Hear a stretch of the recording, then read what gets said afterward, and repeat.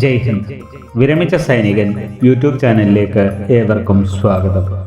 വിമുക്ത ഭടന്മാരും ആശ്രിതരും അറിഞ്ഞിരിക്കേണ്ട 17 സെപ്റ്റംബർ 2024 പ്രധാന വിവരങ്ങൾ എന്തൊക്കെയെന്ന് ഈ വീഡിയോയിലൂടെ മനസ്സിലാക്കാം.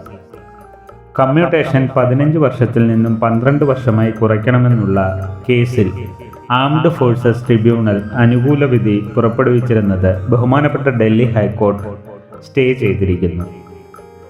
PMSS അഥവാ പ്രൈം മിനിസ്റ്റേഴ്സ് സ്കോളർഷിപ്പ് സ്കീം വഴി സ്കോളർഷിപ്പ് ലഭിക്കാനായി വിമുക്ത ഭടന്മാരുടെയും ഫാമിലി പെൻഷനേഴ്സിൻ്റെയും മക്കൾ എത്രയും വേഗം KSPയുടെ വെബ്സൈറ്റ് വഴി അപ്ലൈ ചെയ്യുക. നാവികസേനയിൽ നിന്നും വിരമിച്ചവർക്കും ഫാമിലി പെൻഷനേഴ്സിനുമായി സതേൺ നേവൽ കമാൻഡിൻ്റെ നേതൃത്വത്തിൽ പരാതികൾ പരിഹരിക്കാനായി ഒരു പ്രോഗ്രാം നടത്തുന്നു. കമ്മ്യൂട്ടേഷൻ കാലാവധി 15 വർഷത്തിൽ നിന്നും 12 വർഷമാക്കണമെന്നാവശ്യപ്പെട്ട് ആംഡ് ഫോഴ്സസ് ട്രിബ്യൂണലിൽ നൽകിയിരുന്ന പരാതിയിൽ അനുകൂലമായ വിധി ലഭിച്ചിരുന്നു. എന്നാൽ കേന്ദ്ര ഗവൺമെന്റ് ഇതിനെതിരെ ഡൽഹി ഹൈക്കോർട്ടിൽ പോവുകയും ആംഡ് ഫോഴ്സസ് ട്രിബ്യൂണലിന്റെ വിധിയിൽ സ്റ്റേ വാങ്ങുകയും ചെയ്തിരിക്കുന്നു.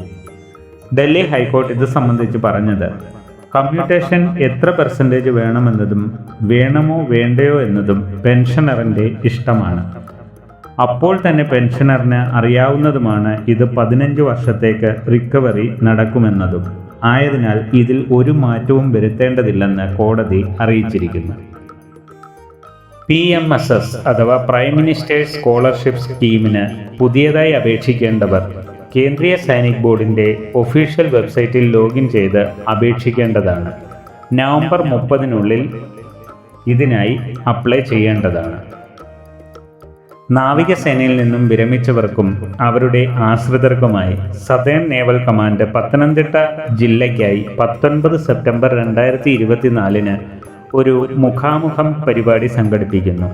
പരാതികൾ പരിഹരിക്കുന്നതിനും നമുക്ക് ലഭിക്കുന്ന വിവിധ ക്ഷേമ പദ്ധതികളെപ്പറ്റിയും ഇതിൽ വിശദമാക്കും.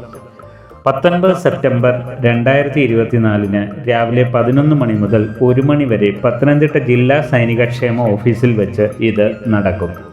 കഴിവതും നേവൽ വെറ്ററൻസ് ഈ പ്രോഗ്രാമിൽ പങ്കെടുക്കാൻ ശ്രമിക്കുക. വീഡിയോ ഇഷ്ടപ്പെട്ടാൽ ലൈക്കും സബ്സ്ക്രൈബും ചെയ്യുക, സുഹൃത്തുക്കൾക്ക് ഷെയർ ചെയ്യുക. മറ്റൊരു വീഡിയോയിൽ വീണ്ടും കാണാം. ജയ് ഹിന്ദ്, വന്ദേ മാതരം.